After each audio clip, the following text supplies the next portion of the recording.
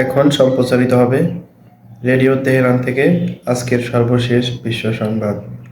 প্রথমে জানিয়ে দিচ্ছি সংবাদ শিরোনাম।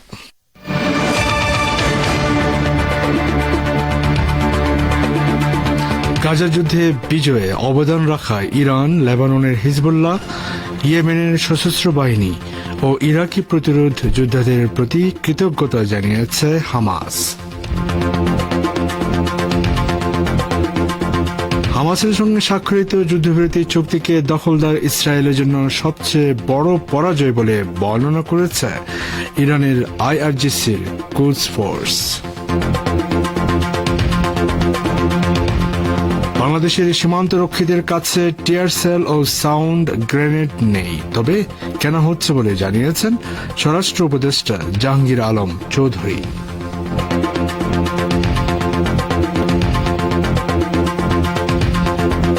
এবং ভারতের হিন্দুত্ববাদী দল শিবসেনার এমপি সঞ্জয় রাউত বলেছেন, শেখ হাসিনা সহ সব বাংলাদেশিকে ভারত থেকে বের করে দেওয়া উচিত।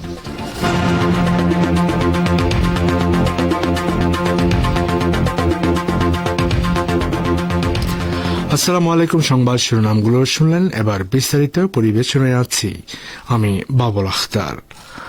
গাজা যুদ্ধে ইহুদিবাদী ইসরায়েলের বিরুদ্ধে বিজয়ী হওয়ার পেছনে অবদান রাখার জন্য ইরান, লেবাননের হিজবুল্লাহ, ইয়েমেনের সশস্ত্র বাহিনী ও ইরাকি প্রতিরোধ যোদ্ধাদের প্রতি কৃতজ্ঞতা জানিয়েছে ফিলিস্তিনের ইসলামী প্রতিরোধ আন্দোলন হামাস। সংগঠনটি বলেছে, আল আকসা তুফান অভিযান ছিল ইসরায়েল নামক কফিনের শেষ পেরেক। রোববার ইসরায়েলের সঙ্গে হামাসের যুদ্ধবিরতি চুক্তি কার্যকর হওয়ার কয়েক ঘণ্টা পর হামাসের সামরিক বাহিনী আল কাসাম ব্রিগেডের মুখপাত্র আবু উবায়দা এক ভিডিও বার্তায় এ মন্তব্য করেন। তিনি বলেন, আমাদের জনগণ যে মহান ত্যাগ ও রক্তদান করেছেন তা কখনো বৃথা যাবে না। তারা বিগত 471 দিন স্বাধীনতা পবিত্র ভূমি রক্ষা করার জন্য অভূতপূর্ব ত্যাগ স্বীকার করেছে। আল আকসা তুফান গাজার সীমান্ত থেকে শুরু হলেও এটি পুরো অঞ্চলের চেহারা বদলে দিয়েছে এবং লড়াইয়ের নতুন সমীকরণ সৃষ্টি করেছে। তিনি বলেন, এই যুদ্ধ নতুন নতুন যুদ্ধক্ষেত্র খুলে দিয়েছে এবং দখলদার শক্তিকে আন্তর্জাতিক মিত্রদের কাছে সাহায্যের জন্য ছুটে যেতে বাধ্য করেছে। আল আকসা তুফান অভিযান বিশ্বকে জানিয়ে দিয়েছে যে ইসরায়েলি দখলদারিত্ব একটি বড় মিথ্যা এবং এর প্রভাব পুরো অঞ্চলে পড়বে। ইরানের ইসলামী বিপ্লবী গার্ড বাহিনী বা আইআরজিসির কুদস ফোর্সের commander brigadier general Ismail Kayani ফিলিস্তিনের ইসলামী প্রতিরোধ আন্দোলন হামাসের সঙ্গে স্বাক্ষরিত যুদ্ধবিরতি চুক্তিকে দখলদার ইসরায়েলের জন্য সবচেয়ে বড় পরাজয় বলে বর্ণনা করেছে।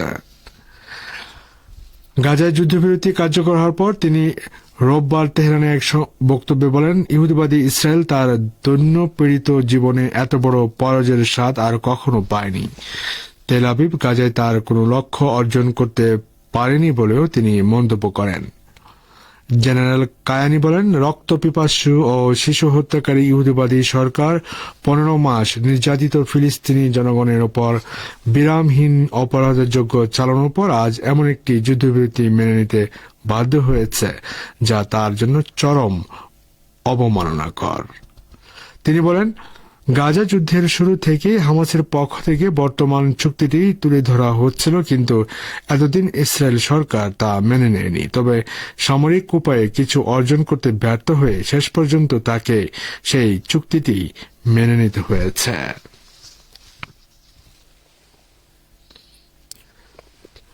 ইহুদিবাদী ইসরায়েলের কারাগারে বন্দী 90 জন ফিলিস্তিনিকে মুক্তি দিয়েছে যুদ্ধবাজ বেনিয়ামিন নেতানিয়াহুর সরকার। গাজায় আগ্রাসন ও গণহত্যা চালানোর সময় দখলদার সেনারা এসব ফিলিস্তিনিকে অপহরণ করেছিল। গতকাল থেকে যুদ্ধবিরতি কার্যকর হয়। এর আওতায় প্রথম দিনেই ইহুদিবাদী ইসরায়েল অধিকৃত পশ্চিম তীরের অফের কারাগার থেকে এই 90 ফিলিস্তিনিকে মুক্তি দেয়। ইসরায়েলের প্রিজন সার্ভিস আজ ফিলিস্তিনি বন্দী মুক্তি দেওয়ার তথ্য নিশ্চিত করেছে। কারাগার থেকে মুক্ত হওয়া ফিলিস্তিনি বন্দীদেরকে বাসে করে পশ্চিম তীরের রামাল্লা শহরের বেইতুনিয়া এলাকায় নেওয়া হয়।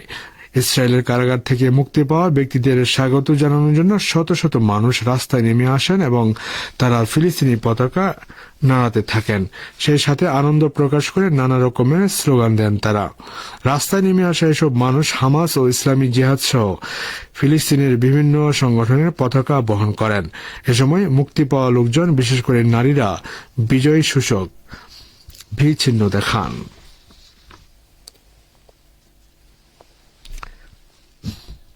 এদিকে ফিলিস্তিনের ইসলামী প্রতিরোধ আন্দোলন হামাস গাজা উপত্যকায় আটক 3 ইসরায়েলি নারী সেনাকে মুক্তি দিয়েছে এবং মুক্তিপ্রাপ্তরা ইসরায়েলে তাদের পরিবারের সদস্যদের সঙ্গে মিলিত হয়েছে। দখলদার ইসরায়েলের সঙ্গে স্বাক্ষরিত যুদ্ধবিরতি চুক্তি অনুযায়ী ওই 3 ইহুদিবাদী নারী সেনা মুক্তি পেয়েছে। গতকাল এমিলি ডেমারি, ডরন স্টেনব্রেচার ও রমি গনেনকে মুক্তি দেয় হামাস। গাজা সিটির সারায়া স্কোয়ারে হাজার হাজার ফিলিস্তিনের উল্লাস ও হর্ষধ্বনির মধ্যে 3 ইসরায়েলি নারী সেনাকে রেডক্রস কর্মকর্তাদের হাতে তুলে দেয় হামাস। সংগঠনটির পক্ষ থেকে প্রকাশিত এক ভিডিওতে দেখা যায়, রেড ক্রসের হাতে তুলে দিতে নিয়ে যাওয়ার সময় 3 ইসরায়েলি তরুণীকে একটি করে গিফট ব্যাগ ও একটি করে সার্টিফিকেট দেন হামাস যোদ্ধারা। এ সময় 3 জনকেই হাস্যোজ্জ্বল ও সম্পূর্ণ সুস্থ দেখা যায়। রেড ক্রসের কর্মকর্তারা তাদেরকে নিয়ে ইসরায়েলি বাহিনীর হাতে তুলে দেন। দখলদার সেনারা মুক্তিপ্রাপ্ত 3 ইসরায়েলি নারীকে একটি হাসপাতালে প্রাথমিক স্বাস্থ্য পরীক্ষা শেষে তাদের নিজ নিজ পরিবারের হাতে তুলে দেয়।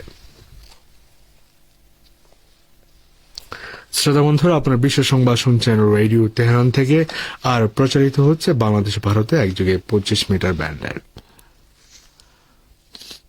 বর্ডার গার্ড বাংলাদেশ বিজিবি জন্য টিয়ারসেল ও সাউন্ড গ্রেনেড কেনা হচ্ছে বলে জানিয়েছেন অন্তর্বর্তী সরকারের স্বরাষ্ট্র উপদেষ্টা লেফটেন্যান্ট জেনারেল অবসরপ্রাপ্ত জাহাঙ্গীর আলম চৌধুরী। আজ সচিবালয়ে আইন শৃঙ্খলা সংক্রান্ত উপদেষ্টা কমিটির সভা শেষে আয়োজিত সংবাদ সম্মেলনে স্বরাষ্ট্র উপদেষ্টা একথা জানান। সাংবাদিকদের তিনি বলেন, অনেকে প্রশ্ন করেন সীমান্তে বিজিবি কেন সাউন্ড গ্রেনেড, টিয়ারসেল ছোড়েনি। এগুলো তো বিজেপির কাছে নেই, তাদের কাছে তো সব লিথাল উইপেন, প্রাণঘাতী অস্ত্র, তারা ওটা ব্যবহার করতে পারেনি।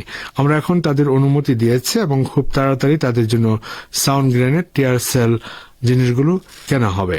এক প্রশ্নের জবাবে সীমান্ত এখন স্থিতিশীল অবস্থায় আছে জানিয়ে উপদেষ্টা বলেন, বড় ধরনের কোনো সমস্যা সেখানে নেই। সম্প্রতি চাঁপাইনবাবগঞ্জের কিরণগঞ্জ সীমান্তে ফসল কাটা নিয়ে 2 দেশের সীমান্তবর্তী এলাকার বাসিন্দাদের মধ্যে বাকবিতণ্ডা বাধে। এক পর্যায়ে বিএসএফ বাংলাদেশ সীমান্তের দিকে সাউন্ড গ্রেনেড ও টিয়ার শেল নিক্ষেপ করলে উত্তেজনা ছড়িয়ে পড়ে। বিজেপি তখন পাল্টা এ ধরনের অস্ত্র ব্যবহার করতে পারেনি।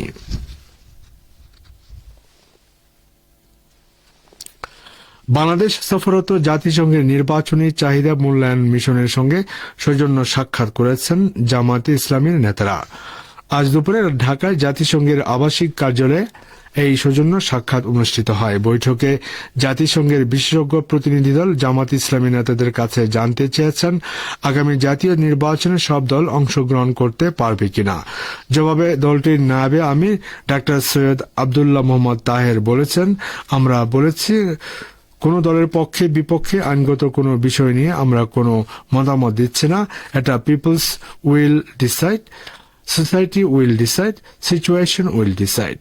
জাতিসংঘের বিশেষজ্ঞ দলের সঙ্গে বৈঠক শেষে সাংবাদিকদের এক প্রশ্নের জবাবে ডাক্তার আব্দুল্লাহ মোহাম্মদ তাহের একথা বলেন। জাতিসংঘ প্রতিনিধি দল জাতীয় নির্বাচনে সব দলের অংশগ্রহণের বিষয়ে জানতে চাইলে জামাতের পক্ষ থেকে বলা হয়েছে, দলের নীতিগত সিদ্ধান্ত অবাধ ও সুষ্ঠু নির্বাচন, সেটা দলীয় মূলনীতিও। নির্বাচন অবশ্যই শীঘ্রই ও দ্রুত সময়ের মধ্যে হতে হবে, তবে সেটা অবশ্যই মৌলিক কিছু সংস্কারের পর। সংস্কার ছাড়া নির্বাচনের আয়োজন ত্রুটিপূর্ণ হবে, তবে নির্বাচন হতে হবে অবশ্যই কেয়ারটেকার সরকারের অধীনেই।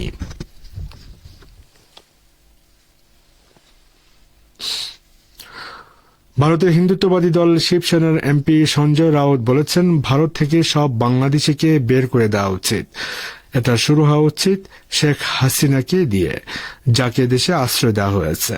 বলিউড তারকা সাইফ আলী খানের উপর হামলাকারী একজন বাংলাদেশি বলে মুম্বাই পুলিশ সন্দেহ পোষণ করার পর এ নিয়ে প্রতিক্রিয়া জানাতে গিয়ে সঞ্জয় রাউত এসব মন্তব্য করেন। সাইফ আলী খানের উপর হামলাকারী সম্পর্কে প্রশ্ন রেখে সঞ্জয় রাউত বলেন, কে বলেছে তিনি বাংলাদেশি? বিজেপি। তারা দাবি করছে সাইফ আলী খানের উপর হামলা একটি আন্তর্জাতিক ষড়যন্ত্র। আন্তর্জাতিক ষড়যন্ত্র কি? একজন অভিনেতার উপর হামলা হয়েছে, জনগণকে সত্যটা বলা উচিত। যদি তিনি হামলাকারী বাংলাদেশি হন তাহলে এর জন্য দায়ী কেন্দ্রীয় সরকার। এটা অমিত শাহর দায় এবং এর জন্য তার পদত্যাগ করা উচিত। সঞ্জয় রাউত আরো বলেন, সব বাংলাদেশিকে বের করে দেওয়া উচিত, আর এটা শুরু হওয়া উচিত শেখ হাসিনাকে দিয়ে। তাতে রাজনৈতিক আশ্রয় দেওয়া হয়েছে, তাকে রাজনৈতিক আশ্রয় দেওয়া হয়েছে, তারা শুধুই আতঙ্ক সৃষ্টি করছেন।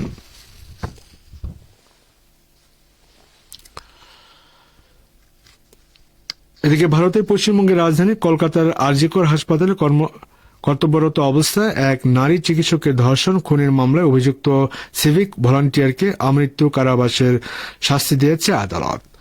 সে সঙ্গে নির্যাতিতার পরিবারকে 17 লাখ রুপি ক্ষতিপূরণের নির্দেশ দিয়েছেন শিলাদহের অতিরিক্ত জেলা দায়রা বিচারক অনির্বাণ দাস। আজ বেলা 2:45টার দিকে বিচারক এই শাস্তির রায় ঘোষণা করেন। শ্রোতা বন্ধুরা, যাচ্ছে একটি সংক্ষিপ্ত বিরতিতে।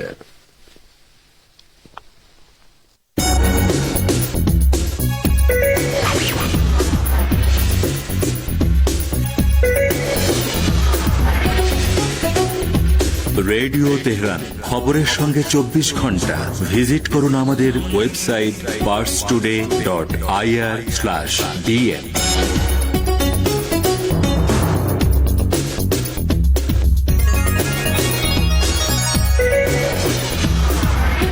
ফিরছি বিশ্ব সংবাদে।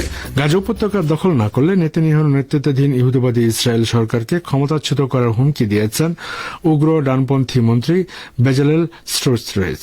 তিনি রোববার গাজার যুদ্ধবিরতি কার্যকর হওয়ার পর আর্মি রেডিওকে দেয়া এক সাক্ষাৎকারে এই হুমকি দেন। স্টোটরিচ বলেন, ইসরায়েলকে অবশ্যই গাজা দখলে নিয়ে সেখানে একটি অস্থায়ী সামরিক সরকার গঠন করতে হবে, কারণ হামাসকে পরাজিত করার অন্য কোনো রাস্তা নেই। গাজা যুদ্ধের শুরু থেকে হামাসের সঙ্গে যুদ্ধবিরতি চুক্তি করলে পদত্যাগ করার হুমকি দিয়ে আসছিলেন নেতানিয়াহুর মন্ত্রিসভার 2 উগ্র ডানপন্থী সদস্য স্টোটরিচ ও বেন গাভির। রোববার নিজের প্রতিশ্রুতি অনুযায়ী বেন গাভির পদত্যাগ করলেও নিজের পদ এখনো ছাড়েননি স্টোটরিচ। শ্রোতা বন্ধুরা, আর এর সঙ্গে শেষ করছি রেডিও তেহরান থেকে বিশ্ব সংবাদ। সঙ্গে থাকার জন্য অনেক অনেক ধন্যবাদ। তেহরান থেকে আমন্ত্রণ জানাচ্ছি সংবাদ ভাষণ অনুষ্ঠান দৃষ্টিপাতে। ইসরায়েলি যুদ্ধাপরাধীদের শাস্তির জন্য বিশ্বব্যাপী জোরালো প্রচেষ্টা বর্তমান সময়ে গুরুত্বপূর্ণ আলোচনার মধ্যে একটি। বিশ্লেষকরা বলছেন, ফিলিস্তিনেরও নিজস্ব নুরেমবার্গ থাকবে এবং নুরেমবার্গ বিচার ইহুদিবাদী অপরাধীদের জন্য অপেক্ষা করছে। এ সম্পর্কে এখন রয়েছে আমাদের ভাষ্যকারের একটি পর্যালোচনা, পরে শোনাচ্ছেন রেজওয়ান হোসেন। একজন বিশ্লেষকের মতে, নাৎসিদের মতো ইহুদিবাদী ইসরায়েলি যুদ্ধাপরাধীরা ল্যাটিন আমেরিকায় লুকিয়ে থাকতে পারে না এবং হিন্দ রজব ফাউন্ডেশনের প্রচেষ্টায় ফিলিস্তিনেরও নিজস্ব নুরেমবার্গ থাকবে। ইসরায়েলি যুদ্ধাপরাধীদের শাস্তির জন্য বিশ্বব্যাপী জোরালো প্রচেষ্টা বর্তমান সময়ে গুরুত্বপূর্ণ আলোচনার মধ্যে একটি। ফারা কোতাইনে একটি প্রবন্ধে এই প্রসঙ্গে লিখেছেন, আপনি যদি 1945 সালে যুদ্ধাপরাধের অভিযোগে গ্রেফতার থেকে বাঁচতে আর্জেন্টিনায় পালিয়ে যান শিরোনামটি পড়তেন, তাহলে নুরেমবার্গ বিচারের সময় জার্মানি থেকে লাতিন আমেরিকায় পালিয়ে যাওয়া নাৎসি যুদ্ধাপরাধীদের কথা আপনি জানতে পারেন। এখন 80 বছর পর একই রকম একটি শিরোনাম প্রকাশিত হয়েছে, কিন্তু এবার এটি গাজায় মানবতা বিরোধী অপরাধ এবং গণহত্যার অভিযোগে গ্রেফতার এড়াতে আর্জেন্টিনায় পালিয়ে যাওয়া ইসরায়েলি সৈন্যদের নিয়ে। 76 বছর আগে ইসরায়েল প্রতিষ্ঠার পর থেকে পশ্চিমা বিশ্ব ইসরায়েলের জন্য সবচেয়ে জঘন্য এবং অকল্পনীয় অপরাধযজ্ঞের জন্য দায়মুক্তির সংস্কৃতি তৈরি করেছে। কিন্তু সাম্প্রতিক দিনগুলোতে এই দীর্ঘমেয়াদী রোগ প্রতিরোধ ক্ষমতা ভেঙে পড়তে শুরু করেছে। গত সপ্তাহেই ইসরায়েলের পররাষ্ট্র মন্ত্রণালয় যুদ্ধাপরাধের সন্দেহে ওয়ান্টেড ইসরায়েলি সৈনিক জুবাল ভাগদানির ব্রাজিল থেকে আর্জেন্টিনা এবং শেষ পর্যন্ত ইসরায়েলি পাচার অভিযান পরিচালনার নির্দেশ দেয়। গাজায় যুদ্ধাপরাধের তদন্ত এবং বিচার এড়াতে ওয়াগদানিকে সাহায্য করার জন্য এই পদক্ষেপ নেওয়া হয়েছিল। জুবাল বাগদান গাজায় যুদ্ধ শেষে ব্রাজিলে ছুটি কাটাতে গিয়েছিলেন, আর এ সময় হিন্দ রজব ফাউন্ডেশন বা HRF ব্রাজিলীয় কর্তৃপক্ষের কাছে তার যুদ্ধাপরাধের বিষয়ে পর্যাপ্ত প্রমাণ সংগ্রহ এবং উপস্থাপনের জন্য দায়িত্বপ্রাপ্ত ছিল। এখানে যে বিষয়টি উল্লেখ করার বিষয় তা হচ্ছে তার যুদ্ধাপরাধের প্রমাণের বেশিরভাগই এসেছে ওয়াগদানির মাধ্যমে সোশ্যাল মিডিয়ায় প্রকাশিত বিষয়বস্তু থেকে, যেখানে তিনি ফিলিস্তিনিদের উপর ইসরায়েলের গণহত্যায় তার অংশগ্রহণের কথা গর্বের সঙ্গে বলেছিলেন। যে সপ্তাহে ইসরায়েলি কর্তৃপক্ষ ব্রাজিল থেকে জুবাল ওয়াগদানিকে পাচার করে, সেই সপ্তাহেই চিলির 620 জনেরও বেশি আইনজীবী আরেক ইসরায়েলি সৈনিক স্যার হিরশোরেনের গ্রেফতারের দাবি জানান।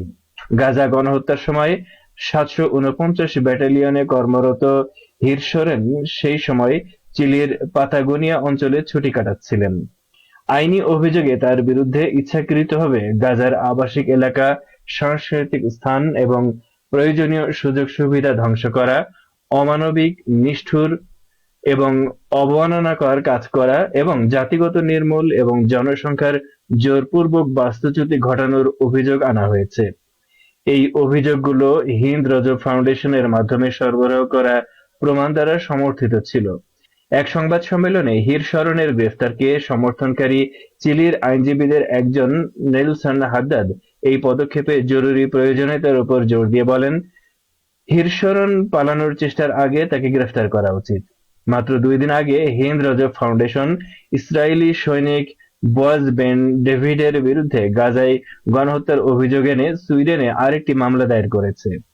হিন্দ রজব ফাউন্ডেশন কেবল ইসরায়েলি সৈন্যদের বিরুদ্ধে আইনি প্রমাণ সংগ্রহ করে না, যারা গণহত্যায় অংশগ্রহণের পর সহজেই সানি বা স্কি গন্তব্যে যায় এবং তাদের দ্বিতীয় দেশে যাদের দ্বৈত নাগরিকত্ব রয়েছে তাদের বিরুদ্ধেও আইনি ব্যবস্থা নেয়।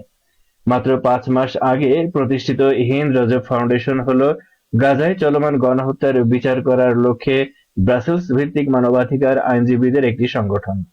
এই ফাউন্ডেশনটি 6 বছর বয়সী ফিলিস্তিনি মেয়ে হিন্দ রজবের স্মরণে প্রতিষ্ঠিত হয়েছিল, যে গাজায় ইসরায়েলি ট্যাঙ্কের গুলিতে নিহত হয়েছে। এতক্ষণ যারা আমাদের সংবাদটি শুনলেন সবাইকে অসংখ্য ধন্যবাদ। আমাদের নিয়মিত ভিউয়ার যারা আছেন তাদের 82% ভিউয়ার্স এখনও আমাদের চ্যানেলটি সাবস্ক্রাইব করেননি। সো যারা যারা আমাদের চ্যানেলটি এখনও সাবস্ক্রাইব করেননি দয়া করে সাবস্ক্রাইব করে দিন এবং নিয়মিত আমাদের পাশে থাকবেন আশা করি। ধন্যবাদ সবাইকে।